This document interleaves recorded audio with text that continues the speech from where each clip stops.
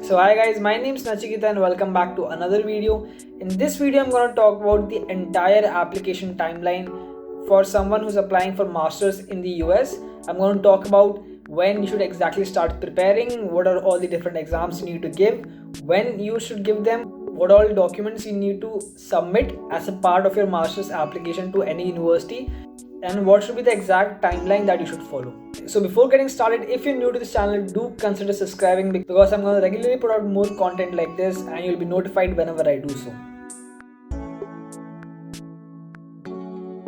So to begin with, if you're applying for your masters in the US, there are two semesters offered by US universities. One is the fall semester and one is the spring semester. Fall semester starts around in August and September in most universities, while spring semester starts around January to February. Now the timeline that I'm going to tell you is going to be the ideal timeline. Even if you're 2 months lagging behind that timeline, which means you're delaying by 2 months, even that's fine. What I'm telling you is going to be the ideal timeline. So the first thing that you need to do is figure out which program you would be interested in, right? If you're applying for masters, are you interested in masters in computer science, masters in data science, masters in electrical engineering, or maybe you're interested in some business programs? That's what you have to figure out first. Once you've figured out which program you're interested in, then you can start looking at universities that offer that particular program in the United States. Now you'll have a broad list of universities and you need to shortlist them. You'll probably be applying to around 9 or 10 universities, which is the average, but you can apply to less or you can even apply to more. To shortlist universities, basically you need to compare your own profile with the average profile at that university. I've made a separate detailed tutorial on how you can exactly shortlist universities, so I'm not going to tell you how to do that, but just keep in mind that you should do a very basic shortlisting based on your own profile, because you still have a rough idea because you still know what your GPA is, what your work experience is, what are your extracurriculars, what are your research papers and stuff. So you can do a pretty good shortlisting. Now once you're done with the very basic shortlisting, you can look at what exams do these universities require. So you'll have to give two types of exams. One is your English proficiency exam. If you're an international applicant, you'll most probably have to give it for most universities. In United States, almost all countries except TOEFL. If you're applying for outside of US, you might also need to give the IELTS exam. So you need to take one of these two exams.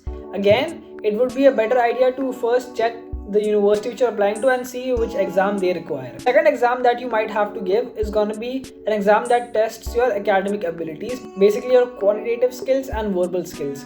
So for most programs, if you're applying for masters, especially in STEM-based program, you're gonna have to take the GRE exam. If you're applying for a business-based program like an MBA program, then you'll have to take the GMAT exam. For fall 21, a lot of colleges have waived off GRE and GMAT both because of the COVID pandemic, but still a lot of universities do require GRE and GMAT. So again, it's a good idea to check the university and see which exam they require. So basically you need to take a TOEFL exam, you need to take a GRE exam. The question is, what is the best time to take these exams? Now again, the ideal time is 1 year before your actual semester starts. For example, if I'm someone who's applying for fall 22, my semester is gonna start in say August or September. So by the August of the previous year, I should have definitely given the GRE exam. Now again, I'm telling you, this is a very ideal timeline. Even if you're someone who's giving the GRE in say the month of November or December, you can still make it in time to submit your application. But I'm still giving you the ideal date around August, because if you're done with GRE with August, you can focus on the rest of the application process, and sometimes people want to give the GRE exam again if the score is not satisfactory. So if you're done by say July, August with your GRE and TOEFL exam, you still have time to give it again. So 1 year before your semester starts, be done with your application exams at least. Now comes the next step of your application. Once you're done with all the exams, now you have to actually prepare your application. So let's look at what all documents you need to submit as a part of your application. Now almost all universities, even in US, even in other countries, have in general the same requirement. First, there's gonna be an application form that you're gonna have to fill. You're gonna put in your personal details, which program you're interested in. Other than that, you're gonna have to submit your resume. You're also gonna have to submit your college transcript. If you're someone who has not even completed his degree yet, you're still in your third year, say, you'll still have to submit your transcript up to that point in your college. So you'll have to submit your transcript, your resume. On top of that, you'll have to submit your scores of the exams that you give, GRE and TOEFL basically. Now a lot of colleges will allow you directly to just upload your test report, which is basically for free. But some colleges require you to send your score via the testing organization. For example, GRE is organized by ETS. So some colleges will say that we want that ETS should directly send us the score so that we can verify it. And that will require around $20-30 and that takes around 7 days to happen. So again, that's why I was saying the ideal timeline would be by August-September to be done with your application exams. On top of that, the most important part is your statement of purpose. Statement of purpose is basically a kind of an essay that you write where you justify why you are a good match for the university. It's a very great opportunity for you to take up and explain whatever drawbacks there were in your profile. Let's say you had a low CGPA because of a particular semester that went bad. You have a chance to explain that. You have a chance to explain what your dreams are, what your passion is, your short-term goal, long-term goal, and how you have worked in your undergraduation or in your professional background to achieve that goal. So you're basically making a case for yourself and how you're a good match to the university and why that university should accept you. You have to do a lot of research about the university as well when you're making a statement of purpose, and that is why you should at least spend a month on it. Now when you're done with your GRE and TOEFL exam by August, you have the entire month of September to just focus on your statement of purpose. Along with statement of purpose, there's one more thing that you need to submit, which is the letter of recommendation.